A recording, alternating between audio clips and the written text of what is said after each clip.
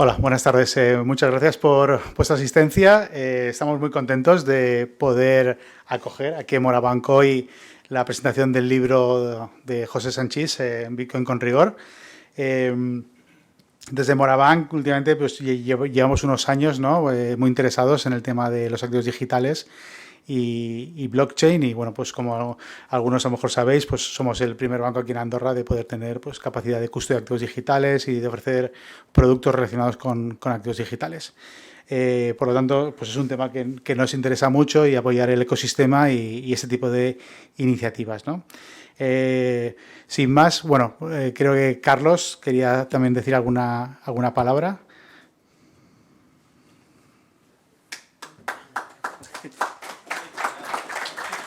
Bueno, yo seré muy breve, simplemente pues decir que me hace muchísima ilusión que estemos presentando este libro, porque hubo un tiempo en el que pues cuando yo me involucré en todo este bonito mundo y en esta tecnología era muy anárquico el encontrar la información. Teníamos que estar navegando por sitios como Bitcoin Talk, como los meetings que se hacían en aquella época en Meetup en Barcelona, y ahora pues tener la capacidad de poder editar un libro así es un auténtico orgullo, de poder desarrollar, de poder involucrarnos más en todo lo que es esta economía y hacerlo además de la mano de un banco. Pues no sé, es una cosa que simplemente ni hubiese podido imaginar en aquellos años. Así que nada, José, dale tú y...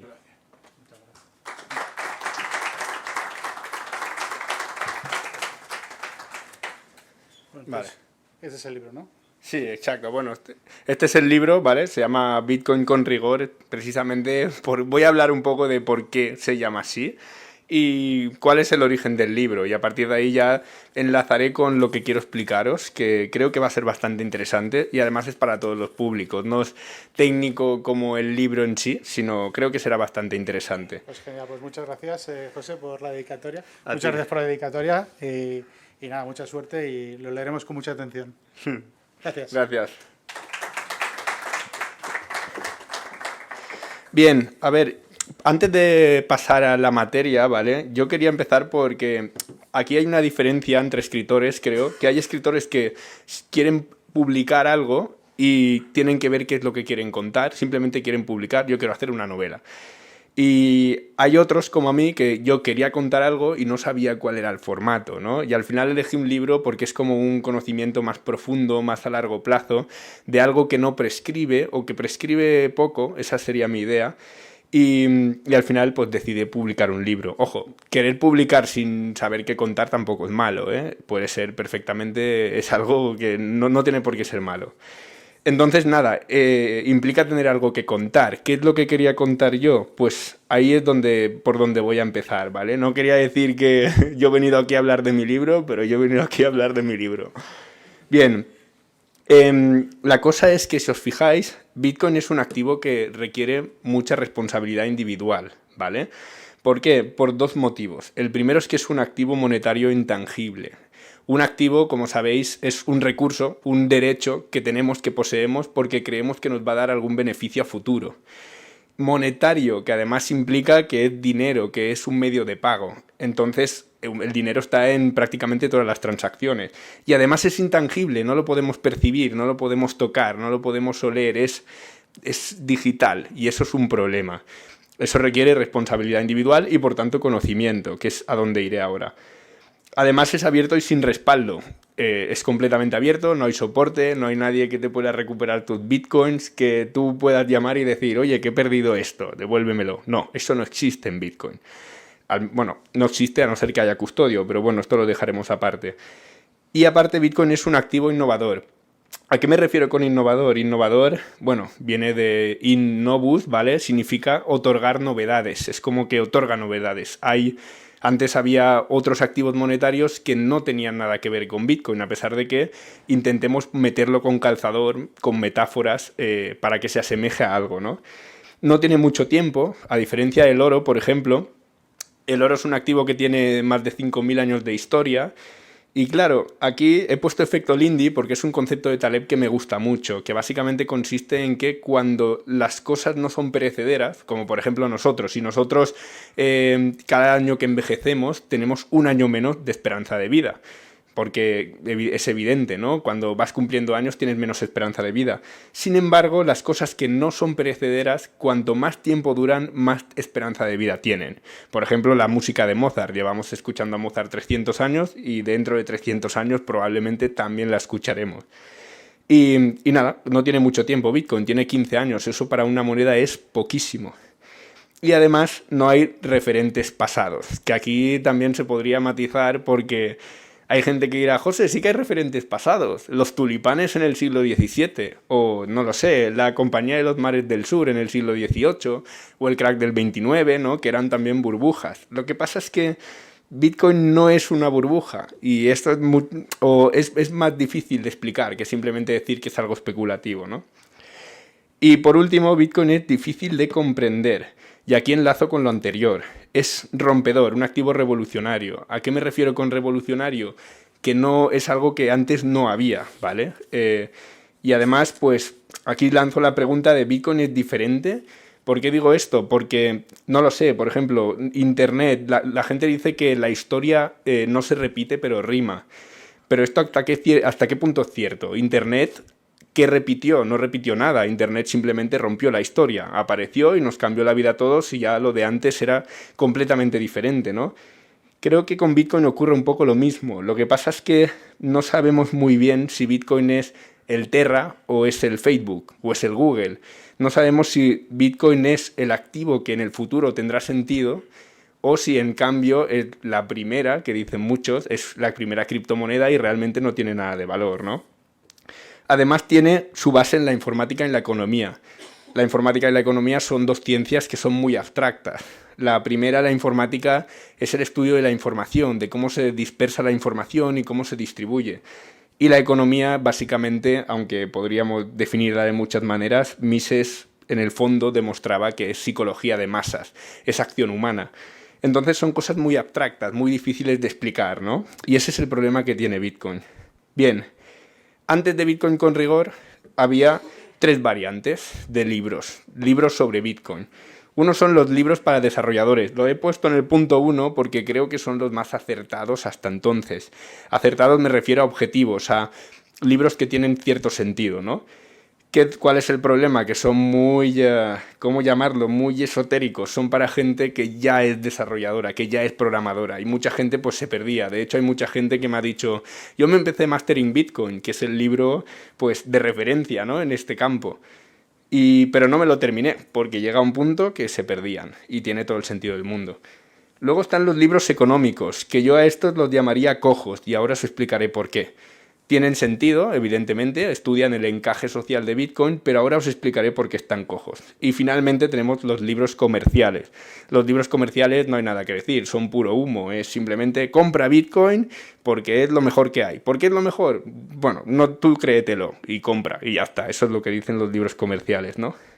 Entonces, bueno, Bitcoin con rigor era una oportunidad de mercado, era ofrecer algo que no había en el mercado, por eso quería hacerlo. Bien, ¿por qué digo que los libros económicos están cojos? Lo digo porque es absurdo teorizar sobre algo que no se conoce en profundidad. Y en este sentido, imaginad que se está implementando el oro como dinero, ¿vale? Y nos ponemos a teorizar cómo se comportará el oro en la sociedad sin saber nada del oro, ni sus propiedades, ni como metal, ni nada, pues no tiene ningún sentido, estamos teorizando sin conocer. Pues esto es lo que les pasa a los libros económicos, que es muchas veces gente que no comprende Bitcoin en la profundidad suficiente como para decir, vale, pues voy a ver qué encaje social tiene, ¿no? Primero hay que conocerlo bien, y esto es algo que no se suele hacer. Bien, entonces Bitcoin con rigor nació con propósito de ofrecer un libro profundo. ¿Profundo por qué? Ya lo he explicado, porque es necesario tener un conocimiento profundo sobre Bitcoin por sus propósitos y por cómo es Bitcoin. Es un activo monetario intangible, necesitamos conocer cosas. Está en español, porque esta es otra, la mayoría de los libros están todos en inglés y la gente, aunque no lo parezca, pues se pierde, tiene sentido. Está orientado a explicar el funcionamiento. no para desarrolladores, no para que seas un programador en Bitcoin, sino para que sepas cómo funciona. Intento acercarme al público también, no simplemente quedarme, pues, yo qué sé, claro, como yo soy informático, vamos a decir, pues no quedarme en mi mundo, ¿no? Sino intentar que otra gente lo lea. Y ya que estamos, pues hago un viaje por redes, informática, intento que sea ameno, que haya historias, que haya un poco de metáforas, ¿no? La historia de las criptomonedas, la historia del movimiento cypherpunk, que mucha gente desconoce. Y nada, y es un poco con propósitos de entretenimiento, ¿no? Y eso sería todo. Hasta aquí sería la presentación. Ya podríamos irnos a tomar el pica pica, pero me he reservado de lo que quería hablaros hoy. Esto sería cuál es el motivo detrás del libro, ¿no? Pero hay una cosa que yo quería ver si alguien me puede explicar, y que es el motivo de la segunda parte de la presentación, que es que Bitcoin genera rechazo, incluso dentro del sector cripto. Y creo que yo he apuntado unas cositas que creo que mucha gente va a estar de acuerdo conmigo, pero no entiendo tampoco muy bien por qué. A lo mejor me he dejado factores, pero Bitcoin es el patito feo de las criptos. Es lento, hay una transacción cada 10 minutos, tiene 5 transacciones por segundo, cuando Visa hace 300.000, es absurdo, ¿no? Usa energía, esto también me flipa. A la gente no le gusta que consuma energía y que contamine.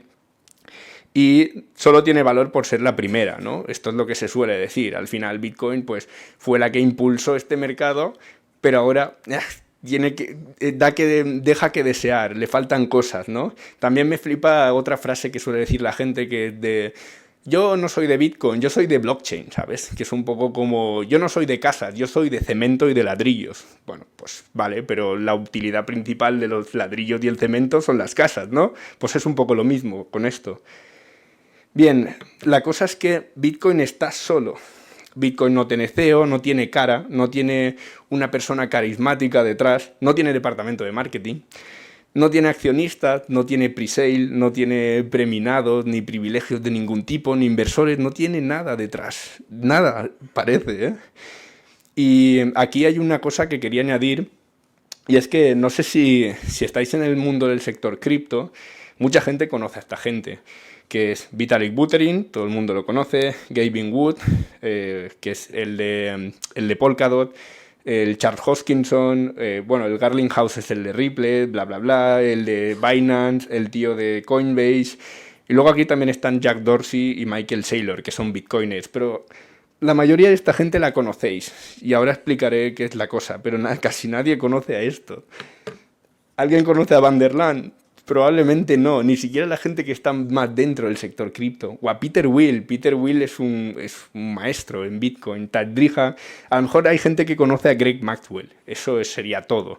A partir de ahí ya la mayoría de estas personas nadie las conoce, ¿no?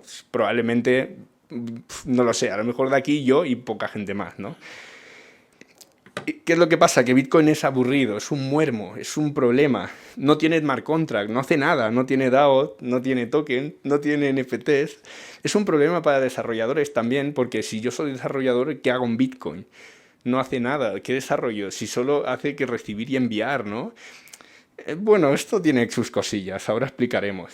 Como decía Escotado, la verdad se defiende sola y no necesita subvenciones del gobierno. Y Bitcoin, pues lo mismo, no necesita pre-sale, no necesita marketing, no necesita CEOs y no necesita caras o personalidades carismáticas detrás. Ya por su propio ser actúa, ¿no? Fijaos, ¿cuál es la cuestión aquí? ¿Por qué Bitcoin tiene mucho valor que aportar y no es simplemente la primera cripto? Primero pensemos que las DLTs, las tecnologías de registro distribuido, son ineficientes por definición. Esto la gente no se suele parar a pensarlo, pero lo que estamos haciendo es distribuir datos, es decir, replicar datos, repetirlos. Es algo que en el fondo, en principio, sería absurdo. Es como hacer un backup, pero en vez de hacer un par de backups en varios sitios, hacemos 50.000 backups. No tiene mucho sentido, ¿no? Hay redundancias.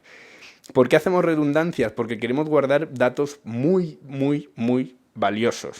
Muy valiosos y además comunes, porque estamos replicando los datos. Y aquí os lanzo la pregunta de cuáles son los datos más importantes de una sociedad. Queremos replicar algo en muchos nodos, algo que es extremadamente importante para una sociedad. Por lo que replican las criptomonedas, de lo que va todo esto, es de la propiedad del patrimonio, los registros de propiedad. El registro de propiedad seguramente es lo más importante de una sociedad, es lo que hace que sea pacífica y que no se pueda robar.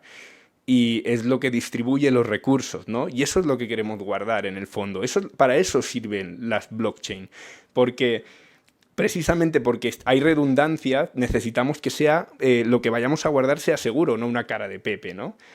Y además, cuanto más valiosos son los datos, más sacrificas escalabilidad. Esto la gente tampoco, bueno, o mucha gente tampoco lo suele comprender, pero este es el trilema famoso de las criptomonedas, que si tú quieres construir una blockchain, o tienes seguridad y descentralización, o tienes seguridad y escalabilidad, pero tienes que elegir dos de las tres, no puedes hacer las tres, ¿no?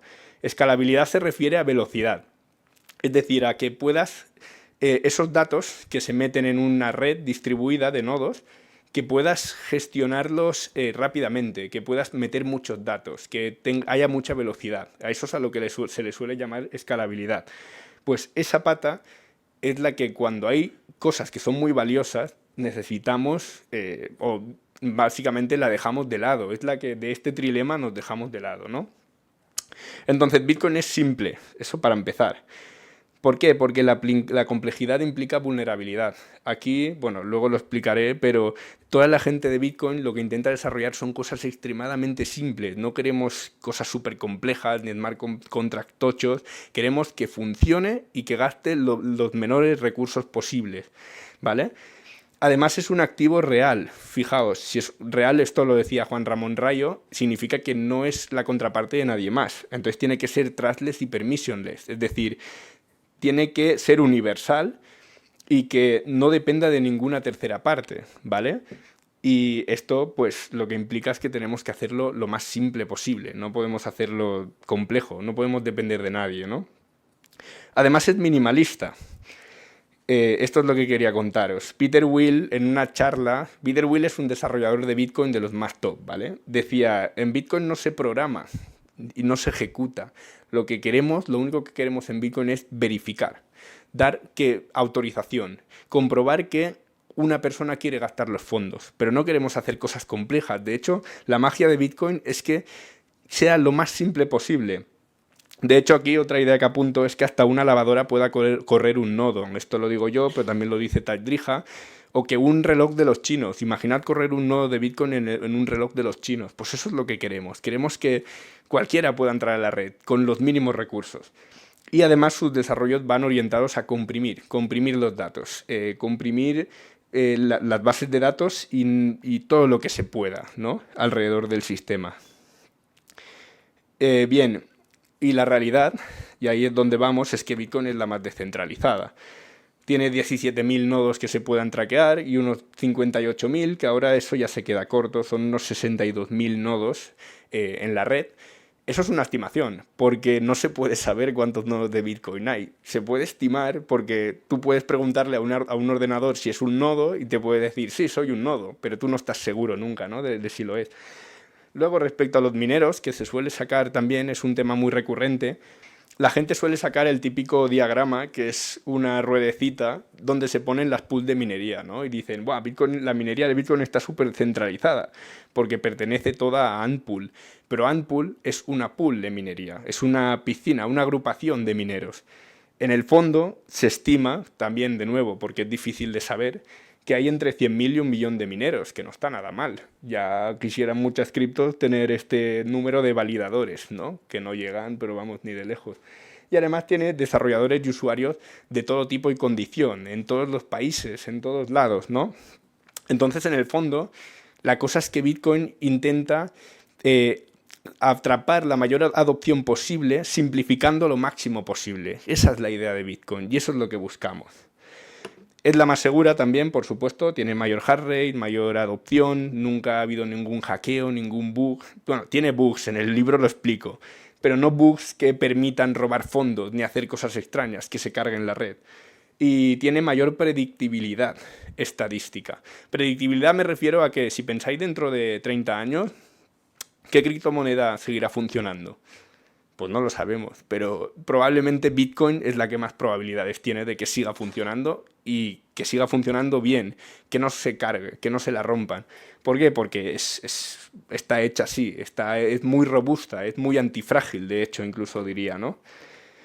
Y luego, respecto a la escalabilidad, pues lo hacemos off-chain, así de sencillo. Simplemente hacemos la capa 2, como la Lightning Network, que esto es, bueno, hacer sobre la blockchain, hacer micropagos por encima, y utilizamos otra herramienta que se llama sidechain para hacer smart contract, y ya está. Y entonces utilizamos la blockchain para lo que realmente queremos, porque es muy valioso, que es el registro de propiedad. Lo demás, préstamos y todo lo que queramos, eso fuera de la blockchain. Esa es la idea original, ¿no? De hecho, esto es una anécdota que igual mucha gente no conoce, pero Vitalik Buterin, que es el que creó Ethereum, al principio quería meter Ethereum dentro de Bitcoin. Lo que pasa es que la comunidad se negó y entonces tuvo que crear Ethereum, pero quería meter un programa Turing completo en Bitcoin para hacer sus movidas ahí y en meter todo esto, pero la gente se negó, y se negó por lo que os decía antes, porque queremos simplicidad, queremos que no se rompa. ¿Bien? Finalmente, como decía Tad Drija, queda mucho por hacer en Bitcoin y esto pues hay que hacerlo, es lo que hay. Yo intentaré dentro de mis posibilidades hacer lo posible. Decía Tad Drija que desarrollar en Bitcoin es como reparar un avión en pleno vuelo.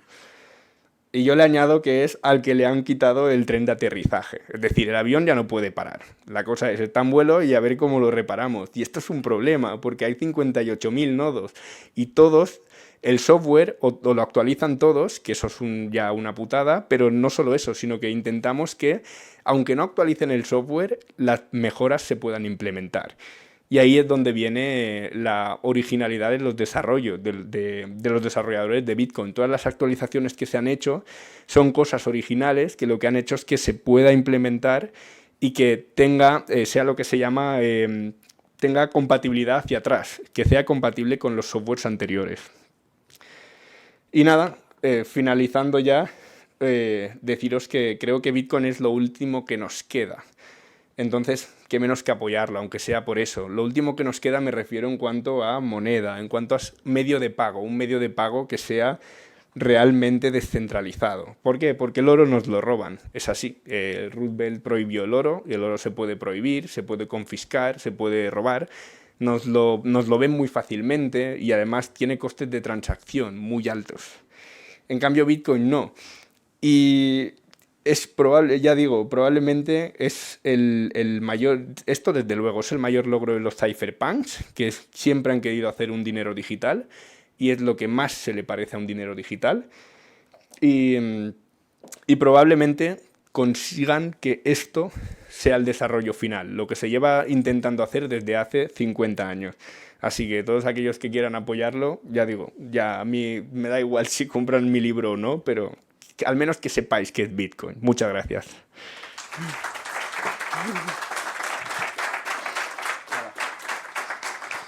Bueno, genial charla. Yo la verdad es que he aprendido alguna cosa, porque siempre cuando oyes expertos hablar de Bitcoin, pues siempre aprendes alguna cosa. Y nada, abrimos un pequeño turno de preguntas. ¿Alguien tiene alguna duda, alguna pregunta para José? Venga, va, que aquí sois todo pros. Va, que la he hecho un poco polémica para... Venga. José, ¿puedes explicar más en detalle eso que has dicho de que estamos reparando un avión en pleno vuelo? A ver, básicamente es que pensad que estos son ordenadores conectados en una red y hablando entre sí. Entonces, esos ordenadores están ya ejecutando un código y no van a actualizarse todos a la vez.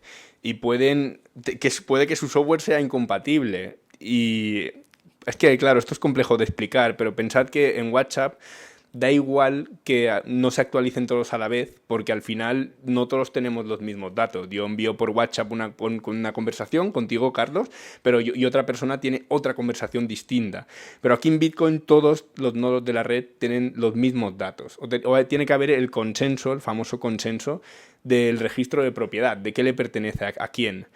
Cuando hacemos mejoras e implementamos cosas, la putada es que los nodos o bien se actualizan todos a la vez, o bien tienes que hacer que aquel que no actualice el software, las mejoras digamos que sepan asimilarla. Sepan decir, uy, no comprendo qué es lo que hay aquí, pero entiendo que tiene que ser algo nuevo, no voy a rechazar la transacción, no voy a no voy a meter ese, ¿cómo decirlo? No voy a hacer que eso no pase por la red, ¿no? Por ejemplo, bloquear la transacción. Entonces es muy importante tener en cuenta que es una red que ya está desplegada. Como si tuviéramos ya un software en producción, que bueno, en el fondo lo tenemos, lo que pasa es que aquí es mucho más bestia. Por eso Bitcoin tarda mucho en actualizarse. La gente dice, uy, es que tarda muchísimo. Sí, es que tarda muchísimo porque cuantos más nodos tienes, es mucho más difícil de actualizar y más en cuidado debes ir. Pero bueno, no sé si va por ahí la pregunta. Gracias. Bueno, pues yo te quiero hacer una pregunta. Ahora que acabamos de pasar el halving, ¿no? Famoso halving. eh, bueno, pues vemos, ¿no? Que cada vez, ¿no? Cada 4 años se van reduciendo las recompensas, ¿no? Para los mineros. Al final los mineros eh, puede haber una parte de altruismo aquí, ¿no? Pero la gran mayoría pues está ahí apoyando la red, ¿no? Para obtener un rendimiento, ¿no? Y bueno, pues con el incremento de dificultad, los costes eléctricos, pues cada vez es más caro, ¿no? Hemos visto un incremento también a través de, justamente en el halving, ¿no? Hemos visto como una componente que no tiene todavía mucho peso, como son los fees dentro de lo que es el mix de recompensa a los mineros, ¿no? Pues ha habido un incremento, ¿no? Pero claro, esos incrementos de fees también implican, ¿no? Que se están haciendo otras cosas con la blockchain, que un poco por lo que comentas, ¿no? La parte más maxi, pues no le mola, ¿no? Entonces, un poco cómo lo ves tú realmente, lo que comentabas de la predictibilidad a 30 años. Realmente con este cambio de paradigma en el cual potencialmente el incentivo de soportar, de tener 100.000 nodos corriendo o 100.000, 1 millón de mineros ahí dándole a 30 años vista con las perspectivas que hay, como si no se hace nada en la red para que realmente genere más rendimiento para dar de comer a todos esos mineros, ¿cómo lo ves? ¿Puede haber un riesgo ahí? No, a ver, yo es que realmente pensar que los mineros lo que están haciendo es asegurar la red. Esto, bueno, daría para otra charla, pero el Proof of Work lo inventó un tío que quería ponerlo en el correo electrónico y de hecho al principio se puso para evitar spam. Si os fijáis, hoy en día el correo electrónico ya no tiene una prueba de trabajo como la tenía antes. ¿Y cómo lo han sustituido? Pues con un sistema de servidores que bloquean IPs y que hacen un sistema de reputación, que dicen, vale, tu IP está reputada, no parece que tenga spam, pues es un filtro de spam que se controla de esa forma, es decir, que no es descentralizado. Parece que la única forma de descentralizar algo de forma que no dependa de nadie es exigiendo trabajo, es exigiendo energía. Eso para empezar. Y luego, respecto al halving, la cosa aquí es que, claro, la idea es que cuando tú haces el halving, como reduces la recompensa a la mitad, la nueva oferta de bitcoins es mucho menor, es concretamente pues la mitad, ¿no? Entonces eso hace que suba el precio. La idea es que cuando suba el precio los mineros queden más que remunerados por esa parte. ¿Seguirá esto siendo así hasta el infinito? Pues tampoco lo sabemos. Y eso es un problema que la gente no tiene claro. Que de aquí a 2140 es posible que, no lo sé, que dentro de 4 halving, de 5 halving, Bitcoin, la recompensa que se da a los mineros sea insuficiente para recompensarles, porque no ha subido el precio lo suficiente. Esto podría pasar. ¿Qué cosas hay aquí? Bueno, es que es complicado de analizar, pero yo creo que, y es probable, que conforme se seque el mercado, porque hay gente que está manteniendo Bitcoin, el precio subirá y eso mantendrá la remuneración a los mineros. Si no, pues habrá que hacerlo ligeramente inflacionario, esa es mi tesis. Claro, no, porque al final, si te fijas, ¿no? Aunque todavía únicamente estemos en el cuarto halving, la gran mayor parte del supply está fuera, ¿no? Eso ya es una curva asintótica, ¿no? Que no toca durante 100 años, pero la recompensa marginal es muy baja, ¿no? Entonces, por eso, ¿no? Entonces, realmente, un poco mi visión, ¿no? Es que yo lo que veo es que si este sistema se tiene que seguir automanteniendo, habrá que hacer cosas encima de la red por la cual te recompensen. Por lo tanto, y eso en sí mismo puede llegar a poner en peligro el sistema. No, a ver, yo no estoy de acuerdo. O sea, es que esto es más difícil de explicar, pero ya digo, la cosa es que en el mercado hay 21 millones de Bitcoin, ¿no? Creo que esto, pues probablemente todos los de aquí lo sabemos, si no os lo digo ya. Pero no todos esos Bitcoins están en el mercado. Hay mucha gente que los tiene y no los suelta. De hecho, en el mercado hay poquísimos, hay una pequeña parte. La recompensa en cada bloque es como una manguera que está ahí afectando al mercado. Estás proveyendo de bitcoins al mercado. Cuando tú cortas la manguera a la mitad y se siguen sacando bitcoins del mercado, al final el mercado se seca. Y cuando se seca, bitcoin sube de precio. Sube de precio hasta que alguien, hasta encajar oferta y demanda. Es decir, hasta que alguien esté dispuesto a vender o la gente que estaba dispuesta a comprar dice, uy, ya no compro, que está a 100.000 euros. Y eso ocurre y seguirá ocurriendo en cada halving. El problema, pues que es posible que cuando ya haya tenido una adopción muy masiva a Bitcoin, el aumento de precio no sea suficiente para remunerar a los mineros y la seguridad de la red empieza a bajar, la hash rate, ¿no? Esto puede pasar, esto es lo que no sabemos, pero aún queda mucho tiempo para arreglarlo y ahí en todo caso habría problemas antes de que llegue eso, porque eso a lo mejor llega dentro de 40 años, es decir, no, tampoco hay mucho problema. Pero sí, efectivamente, eso es algo que hay gente en el MIT que está analizándolo, porque no se sabe. Bueno, tenemos una ligera idea, parece que puede funcionar, pero es posible que tengamos que hacerlo inflacionario para recompensar a los mineros, sí, sí. ¿Una pregunta más? Muy bien, muy bien.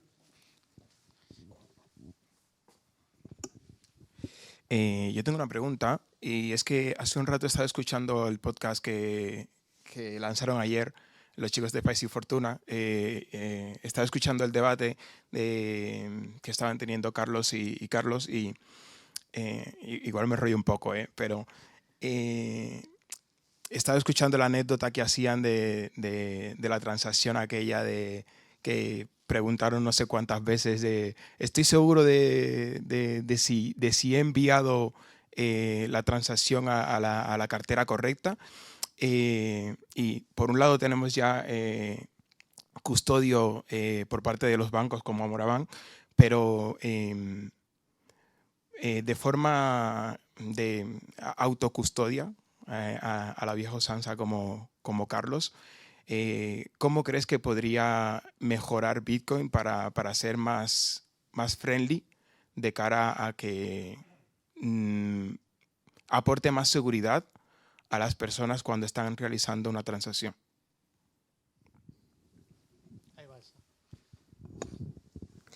A ver, aquí la cosa es que más seguridad. El problema es que yo lo que siempre diría es que si nunca has comprado Bitcoin, no empieces a gestionar dinero en Bitcoin a lo bestia y no empieces a hacer transacciones de miles de euros. Empieza por lo básico. Compran un exchange 30 eurillos, que es lo que yo... De hecho, tengo algunos vídeos así, porque la gente me dice, buah, es que me entro parálisis por análisis. ¿Cómo compro Bitcoin? Cuando es algo súper sencillo de hacer, comprar Bitcoin, ¿no? Empieza por ahí y poco a poco ya irás haciendo mano, ¿no? de cómo funciona esto. Y aún así, cuando tienes que enviar grandes cantidades de dinero, y esto creo que todos los que hemos gestionado criptos lo hacemos, primero envías una pequeña parte, envías 1 euro, funciona, bueno, envío 100 euros, funciona, envío 2.000 euros, funciona, y así, y vas poco a poco. Al final piensa que las fees son, yo qué sé, $2, a lo mejor habrá subido más, pero vamos, que en menos de $10, si vas a hacer una transacción muy bestia, te puedes permitir el lujo de gastarte $5 haciendo transacciones, ¿no? Y esto es lo más recomendable. Eso en cuanto a la transacción. Lo que me preocupa más, y esto sí que es un problema, es mantener Bitcoin a largo plazo. Porque ahí sí que hay que hacer una estrategia un poco más compleja, ¿no? No perder la famosa frase semilla, cómo lo guardas, cómo lo firmas. Lo bueno de esto, el problema es que hay que saber, ahí hay que saber cosas de Bitcoin. Tampoco necesariamente tanto como leerse mi libro, ¿vale? Pero sí saber cómo funciona. Pero hay una tecnología que se está desarrollando que a mí me gusta mucho, que es un software open source que se llama Seed Signer, firmador de semilla, que te permite tener tus semillas a salvo y utilizar un dispositivo de hardware wallet para leer esas semillas y que no mantienen nada guardado en ROM, sin almacenamiento. Entonces tú desde ahí firmas, lo pasas al ordenador por QR, sin pasar por cable, súper segura, y desde ahí lo envías a la red. Pero claro, esto es una cosa que la gente tiene que aprender, evidentemente. A gestionar dinero siempre se tiene que aprender, pero es igual que, por ejemplo, para entrar en el mercado del oro. ¿Alguien sabe lo que es el premium en el oro? ¿Lo que es el precio spot? Lo que son los Maple Leaf, los canguros australianos? Pues tienes que aprender cosas, tienes que aprender cómo va el mercado del oro. Pues aquí es igual, tienes que aprender cómo va el mercado de Bitcoin. Poco a poco se irá aprendiendo, cada vez aprende más gente. Yo creo que es mejor que la gente cada vez aprenda más que intentar hacerlo user-friendly, porque cuando intentas hacerlo user-friendly, normalmente siempre depende de una tercera parte. Es imposible no hacerlo, que no dependas de una tercera parte. Esa es al menos mi opinión. Pero bueno, cada uno tiene la suya, evidentemente. Sí, dos preguntas. La primera, el precio viene dado por oferta y demanda, pero indudablemente la escasez que hay mismo en el mercado que acabas de apuntar, de alguna manera influye mucho en la determinación del precio. ¿Qué riesgos hay si en algún momento dado que hemos visto, como hemos visto en bolsa, en la historia, de crashes que vienen dados por el miedo, que esos bitcoins fluyan, los que están ahora mismo ahí sin aparecer, fluyan y bajen muchísimo el precio? Es decir, ¿hay algún mecanismo de reducción de que de alguna manera no se colapse la red por muchos bitcoins que entren? Segunda pregunta relacionada a seguridad. Blockchain es seguro, indudablemente, pero ¿qué riesgos reales podemos ver en un futuro que no se, que existen, pero que no se habla mucho de ellos? Pero ¿te refieres a mecanismos para que no baje el precio cuando hay mucha gente dispuesta a vender Bitcoin? Por ejemplo. No hay ninguno, No hay evidentemente. ninguno, pero- No hay ninguno.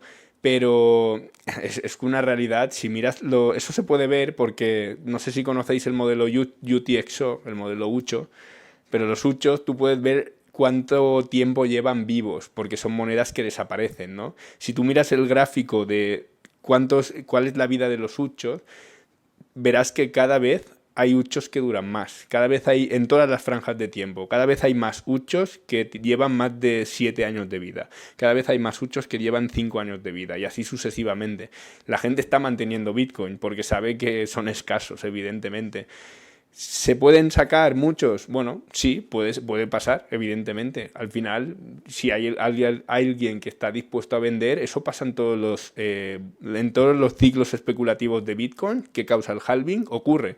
Por eso, de repente, cuando sube mucho es muy volátil, porque hay mucha gente que está dispuesta a vender, porque ya viene cargada de Bitcoin de antes. Pero lo que suele ocurrir es que venden, ya no vuelven a entrar y al cabo de otro halving dicen, uy, ¿para qué vendí? Si ha vuelto a multiplicar por 10. Bueno, pues es lo que hay, ¿para qué vendes? Es que no tiene mucho sentido. Eso suele ocurrir. Aquí cada cual, pues, no lo sé, ¿por qué mucha gente debería vender Bitcoin? O sea, ¿cuál es el motivo por el que de repente de los 21 millones de Bitcoin se lanzaran 10 millones a la red? Bueno, yo no creo que ocurra, ¿eh? Miedo. Miedo. Pero miedo, es decir, en el pasado, es decir, ha habido muchos capítulos en la historia en los cuales los crash bursátiles vienen dados por miedo, por temor. Y entonces todo el mundo suelta acciones acciones que tienen tangibles o con colaterales y los sueltan por miedo, que dejen de valer o que caigan en picado como han caído, ¿no? Entonces miedo existe y es un tema, a lo que voy es un mecanismo de volúmenes de entrada, no tanto de parar, porque lógicamente eso ya estaríamos yendo contra el propio sistema, ¿no? Pero igual que hay un volumen de minado máximo, si hay un volumen máximo de entrada en el sistema de venta. No, a ver, no, en el sistema no, evidentemente. Al final esto... a ver, sí que es verdad que hay un bloque por transacción. Entonces, si todo el mundo quiere vender, pues aumentarán las comisiones de la red, ¿no? Pero más allá de esto no hay ningún sistema, evidentemente. Lo que pasa es que yo creo que esa tesis no... creo y espero que esa tesis no sea correcta. Es decir, que aunque haya miedo, bueno, la gente tiene miedo por todo. Pero aún así, pues se va pasando, ¿no? Allá lo hemos visto, casi Tercera Guerra Mundial y Bitcoin ha bajado, pero vamos, un cachito así pequeñito, tú miras la gráfica y ha bajado nada. ¿Por qué ha bajado nada? Bueno, pues no, tampoco lo sabemos, pero no lo sé. Yo creo que cada vez la gente cada vez más confía en Bitcoin. Y estoy de acuerdo, por ejemplo, aquí con Mike Maloney, que aquí hay con Mike Maloney, con Michael Saylor, que decía que la época de los early adopters se ha terminado. Y ahora empieza la época de los pragmáticos, de, mira, esto funciona, ¿lo quieres o no lo quieres? Bueno, pues si no lo quieres, pues no pasa nada, hay otras opciones, pero yo al menos apuesto por él. porque es lo único que nos queda, ya lo he dicho, razones morales, pero además es un muy buen sistema. Y la gente que lo conoce en profundidad, yo creo que lo reconoce, evidentemente. Genial, muchas gracias. Yo también quiero hacer una reflexión. Ojo con los fees, ¿vale? Porque en el bloque 480.000, este fin de semana, alguien pagó $500.000 por transferir 70 céntimos. Así que mirar bien cuando hagáis la transacción, comprobar siempre el gas fee, que esté en el rango que queráis, porque si no podéis llevar un susto. ¿Alguna pregunta más? Al margen de Bitcoin como refugio de valor o como moneda y demás, ¿existen otras alternativas viables que veas aparte de Bitcoin? ¿Te refieres como moneda o con otros usos? Pues como refugio de valor, digamos, podría decirse como refugio de valor. Yo no quiero tener mi dinero en euros porque no me fío, o no quiero invertirlo en otros activos. Veo Bitcoin, pero a lo mejor, no sé, por ejemplo, a lo mejor pues no me gusta algún detalle de cómo funciona. ¿Tiene competidores y alternativas a Bitcoin dentro de su campo? A mi juicio no. Y a mi juicio no porque a ver, las únicas redes que son similares son las que se lanzaron después de Bitcoin, que son pues Litecoin y Dogecoin y todas estas, ¿no? Dogecoin, la meme. ¿Cuál es el problema? Que esas redes son menos de un 10% de lo que es Bitcoin en cuanto a todo. En cuanto a nodos, en cuanto a mineros, en cuanto a hash rate, en cuanto a desarrolladores, en cuanto a usuarios, todo. Entonces, su competidor siguiente en este mundillo, ya digo, porque Ethereum y otras criptos son otra cosa, no es una moneda, es menos del 10%, alrededor del 5% de lo que es Bitcoin, en todos los sentidos. Entonces, yo creo que no vale la pena, ni siquiera entrar ahí a ver qué es lo que hay, ¿no? Pero bueno, a ver, ¿es posible que en el futuro cambiara la cosa? Lo veo difícil, porque Bitcoin ya está muy desplegada y aquí afecta mucho el efecto red. Es como si intentaras hacerle la competencia a Facebook, no lo sé, cuando estaba en pleno crecimiento, ¿no? Justo en ese momento, pues no, tú te esperas a que crezca y una vez ya está crecida, lanzas TikTok, a ver, ¿no? Es una metáfora, ¿vale? No, que no lo cojáis al pie de la letra, pero a mi juicio yo creo que en lo suyo Bitcoin es el mejor sin ninguna duda. Entonces, otra pregunta aquí. Varias de las críticas que se tienen contra Bitcoin suelen ser sobre pues que requiere elevar el nivel de conciencia sobre el usuario, que es algo que hemos visto, o directamente se le critica de qué pasará eso en el año 2148, ¿puede ser? Sí. 2140, pero sí, sí. 2140. Pero bueno, teniendo en cuenta que es un activo que viene es completamente agorista, completamente aparte de cualquier entidad estatal, la otra de las críticas que se le hace es sobre ese trilema que hemos hablado, que es el tema de la escalabilidad. Yo conozco, ¿vale?, de tecnologías que pueden suplir ese problema, pero me gustaría saber la visión que tienes tú sobre cómo tanto la solución que se le da a todo el tema de las transacciones por minuto, porque por ejemplo no se le puede comparar a nivel como pues Mastercard o Visa a la hora de transaccionar con él, digamos que en el mercado debajo de casa. Me gustaría saber eso, las soluciones que hay que pueden suplir ese problema y la visión que tienes del uso que se le pueda dar a Bitcoin más a futuro a nivel de moneda de cambio. A ver, soluciones, bueno, me gusta mucho la Lightning Network y se están haciendo desarrollos, por cierto, que intentan hacer una Lightning Network aún más tocha, que ya no depende solo de incentivos, sino que sea autoejecutable, ¿vale? Bueno, cosas bastante más técnicas, ¿no? Pero yo creo que la gracia de Bitcoin es que luego tú sobre ella puedes hacer muchas cosas. La Lightning Network es un invento absolutamente maravilloso. Yo cuando supe cómo funcionaba me pareció escandalosamente... Es que es súper original. Lo inventó Tad Drija y es súper original. Porque por una conversación de WhatsApp puedes hacer un pago de Bitcoin, entre comillas, ¿vale?, con otra persona si has abierto un canal sin pasar por la red. Y eso es muy ventajoso, ¿no? Y luego hacer una red, un protocolo a partir de ello. Pero aparte de eso, si no funcionara la capa 2, yo creo que probablemente en el futuro vayamos a una época en la que no hay un único dinero. Yo no quiero que Bitcoin sea para todo el mundo, ¿eh? No, igual que no todo el mundo utiliza euros. Bitcoin lo que hará seguramente es funcionar de espejo. Si la moneda fiat funciona mal, pues yo compro Bitcoin y ya está. ¿Por qué? Porque Bitcoin es lo más descentralizado. Si funciona bien, pues bueno, evidentemente si la moneda te aseguraran que fuera... Si el Banco Central mañana dice y se compromete de una forma que todo el mundo se pueda fiar, que van a reducir la oferta de euros cada vez más, ya Bitcoin no tendría ningún sentido. ¿Cuál es el problema? Que fíate tú del Banco Central. Pero claro, cuando tú tienes a Bitcoin como espejo, si lo hacen mal, pues compras Bitcoin. Que lo hacen bien, pues ahí ya te lo piensas. Pero Bitcoin es como un espejo, ¿no? Y llegaremos a un punto en el que habrá diferentes dineros. Bitcoin a lo mejor es mejor para refugiar valor, pero de repente tienes otro dinero que funciona más o mejor como unidad de cuenta. Porque, por ejemplo, Bitcoin como unidad de cuenta, que es una propiedad del dinero, no creo que funcione. Porque para hacer cálculo económico necesitas que sea estable. Y Bitcoin no va a ser estable. No va a ser estable porque tiene la oferta totalmente restringida. Pero bueno, mi idea sería esa, que en el futuro tú tienes muchos dineros. Entonces dices, uy, tengo que hacer una transacción a una persona por valor de 50 euros. Vale, pues lo mantengo en Bitcoin, de Bitcoin me lo paso a otro dinero, o tengo una liquidez de 500 euros en un cierto activo y de ahí se lo paso a otra persona. Pero tú, tu mayor cantidad de patrimonio la tendrás en Bitcoin. ¿Por qué? Pues porque Bitcoin es lo más seguro. Es como, según lo que tú quieras, te vas moviendo por distintas redes. Eso sería probablemente un escenario bastante realista, creo yo.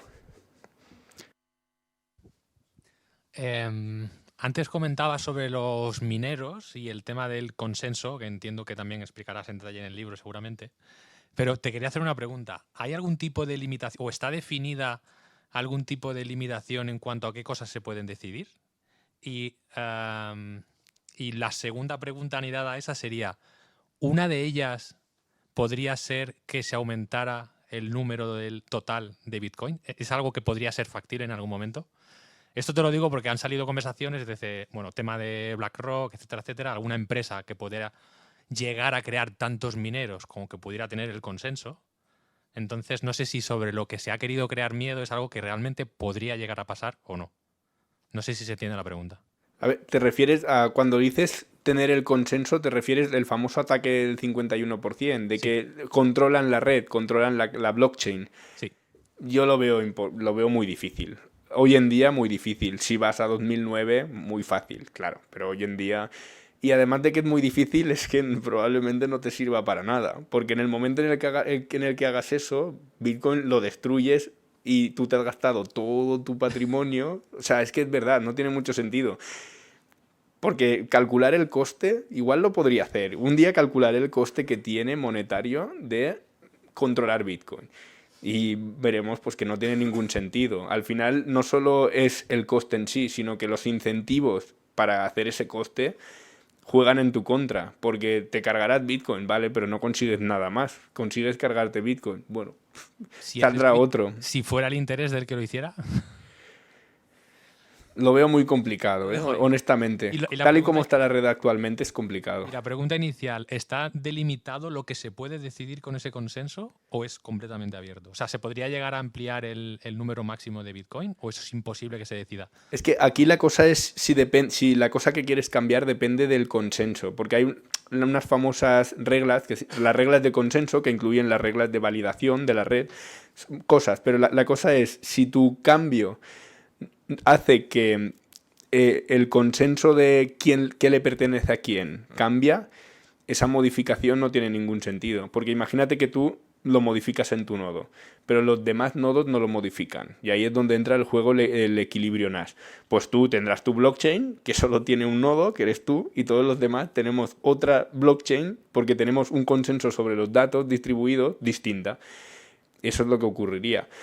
Entonces tú en tu software de tu ordenador puedes hacer lo que quieras, literalmente. Yo puedo descargarme Bitcoin Core y empezar a modificar el código, a quitar funciones, a hacer lo que me dé la gana. Pero en cuando te llegue un bloque o algo, o tú envíes un bloque que es inválido a la red lo que hará es, este me ha enviado un bloque inválido, lo baneo de por vida porque es un ordenador, no debería fallar, y ya no quiero saber nada de ti, y te banean la IP. Entonces, no sé, se puede hacer todo. Si esa era tu pregunta, tú en tu software, cuando instalas el nodo, se puede hacer todo. Pero si haces cosas que no debes, pues la red te baneará de por vida, porque hay un consenso montado ahí entre 50.000 nodos, claro. Es como... Es lo que se llama el equilibrio Nash. Todos juegan al juego porque no jugar al juego implica pérdidas, ¿sabes? Y entonces todos se mantienen ahí en ese status quo. Eso es lo que mola de Bitcoin. ¿Está encendido? Sí. Bueno, primero de todo, felicidades por el libro. Se me hace que es un logro muy chulo. Yo tengo curiosidad y yendo al panorama un poco más personal, tengo curiosidad por saber qué challenges, ¿no?, has tenido a la hora de ciertos tecnicismos. Hablabas de que uno de los retos del libro, ¿no?, era intentar llevarlo a un lenguaje más para los mortales, ¿no?, en ese sentido, no tan tecnológico. ¿Qué conceptos quizás o qué correlaciones entre conceptos te han costado más o has notado que te ha costado más a la hora de ponerlo a un lenguaje más natural para todo el mundo?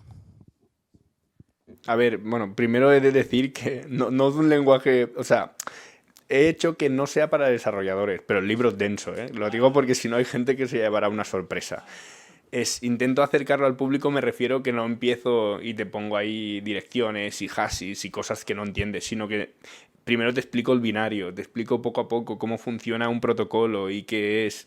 Hago como una especie de introducción para que poco a poco te introduzcas en Bitcoin, ¿no? Pero he notado que una cosa que cuesta es el modelo Ucho, precisamente, de Bitcoin. A la gente le cuesta bastante entenderlo y sobre todo no ya entender el modelo en sí, sino entender qué propiedades tiene ese modelo, por qué se hizo esto. Porque esto es aún más difícil, ¿no? Es un paso más allá. Vale, lo he entendido por qué está este modelo de las transacciones no gastadas, pero ¿por qué se ha hecho esto? Esto es muy antiintuitivo. En general, y aunque parezca sorprendente, Bitcoin es la criptomoneda más simple que existe. O sea, si vosotros vais a cualquier otra, Ethereum mucho más compleja, Cardano infinitamente más compleja que esta. Las que son derivadas de Bitcoin, no, evidentemente. Dogecoin y Litecoin y todas estas son iguales de simple.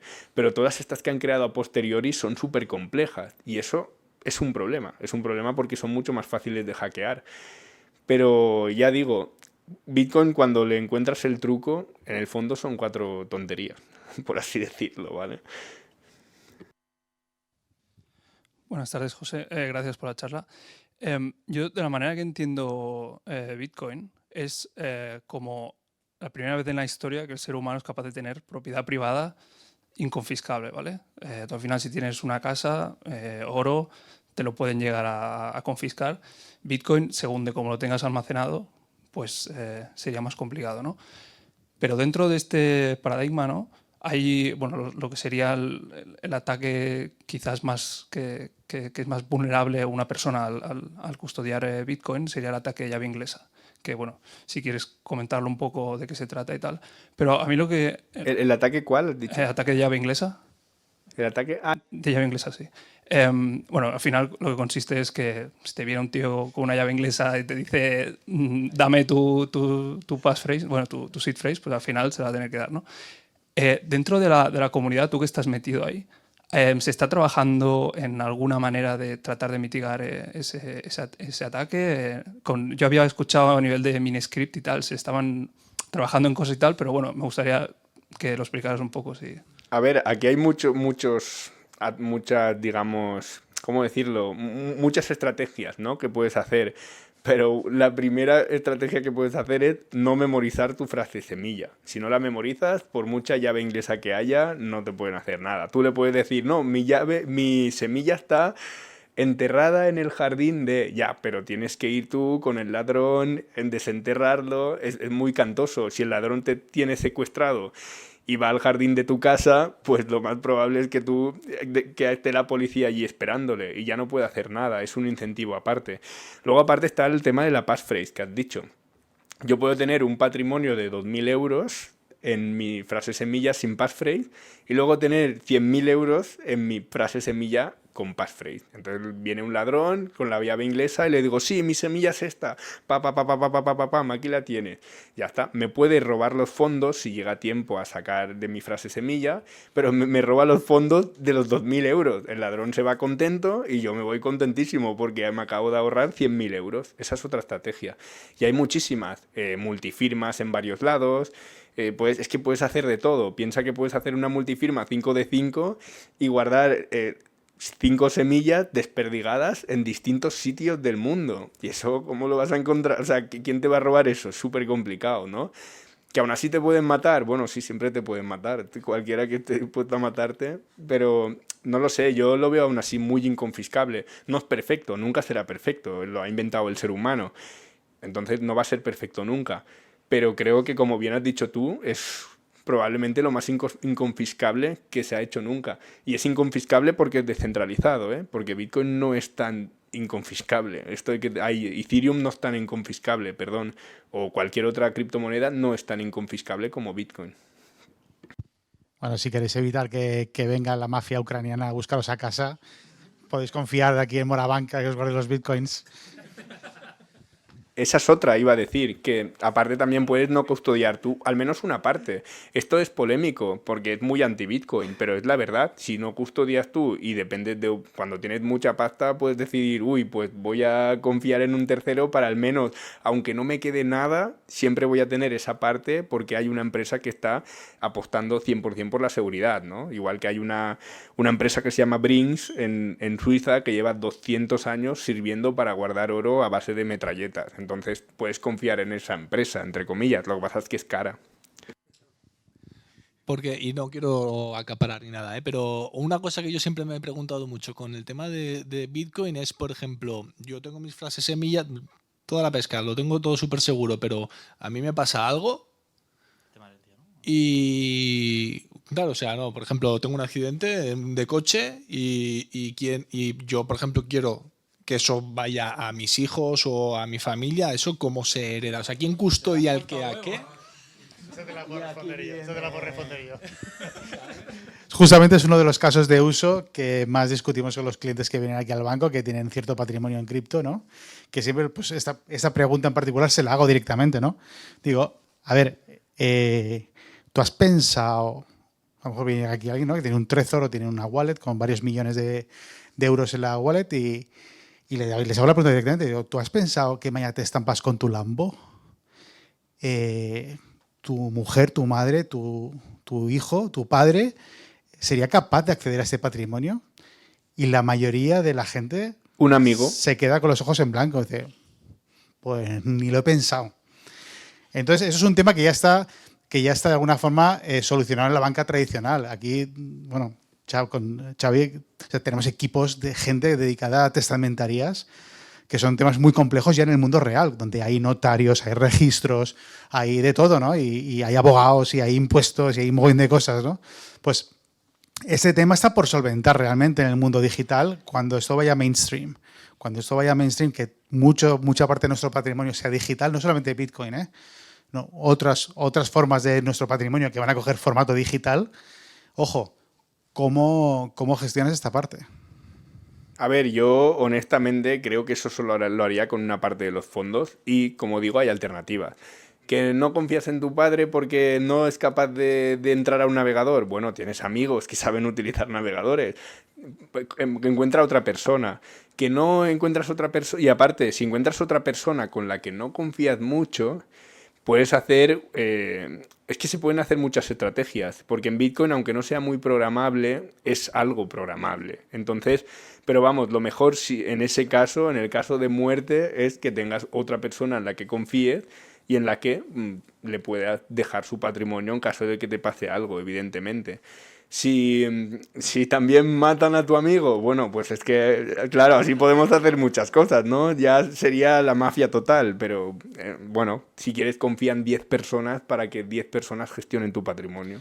Lo que está claro es que es lo que justamente tú comentabas al principio, ¿no? Que ser autocustodio de tu patrimonio requiere un nivel de responsabilidad y de educación y de atención muy grande. Y yo no tengo 100% claro de que la sociedad en general esté preparada para asumir ese nivel de responsabilidad.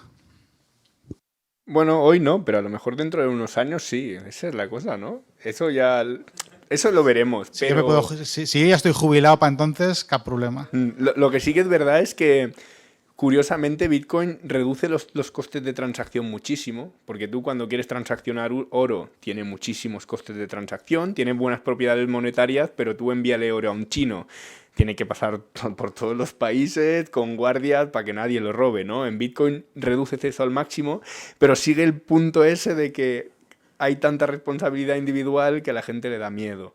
Bueno, yo ya digo, una buena estrategia es tener una parte que dependa de ti y otra parte que no dependa de ti, por ejemplo. Ahí ya también depende de hasta qué nivel eres capaz tú de aguantar y de tener esa voluntad, ¿no? Pero bueno. Muy bien, pues yo creo que ha sido una charla súper enriquecedora, ¿eh? Hemos sido muy bien de preguntas. Yo al principio me quedé un poco así parado porque digo, uy, qué raro que nadie dice nada, pero bueno, está bien, os habéis animado y eso enriquece mucho la charla. Yo nada, José, muchísimas gracias, mucho éxito, espero que vendas muchos libros. Creo que hace falta gente como tú que explique y que ayude a entender este nuevo paradigma que se nos presenta como sociedad y como humanidad. Así que nada, muchas gracias. Un aplauso, por favor, para José. Nada, esto debería haberlo hecho al principio, pero dar las gracias a Rack Lab, a mi casa, que es Avast, y también a Moraván por habernos prestado las instalaciones, que bueno, un placer. Sin ninguno de los tres esto hubiera sido posible, o sea, necesitaba esa ayuda de los tres. Y nada, un placer y espero que os haya gustado y espero sobre todo que, no ya a mí mi libro, bueno, está bien que lo compréis, pero me da igual, sobre todo que os interese más Bitcoin que antes. Esto me interesa muchísimo. Es lo que más, mi mayor motivo, ¿no?, detrás de lo que estoy haciendo. Así que gracias por asistir.